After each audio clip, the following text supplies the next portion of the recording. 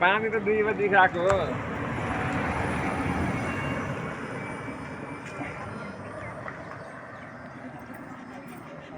ल ल सबैले मजा गर्नु कि फोहोर हुन्छ मजा खाली खुट्टै हिँड्नु पर्यो अहिले सुत्दैन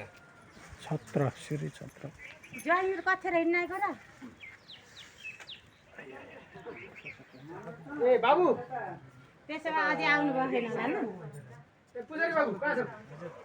एकछिन त त्यही हैन नि त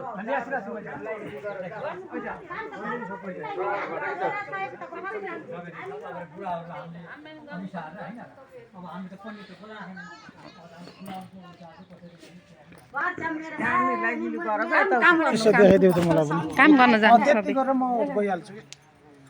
अहिले यार अहिले कुरा गरौँ ल यहाँ पूजा गर्ने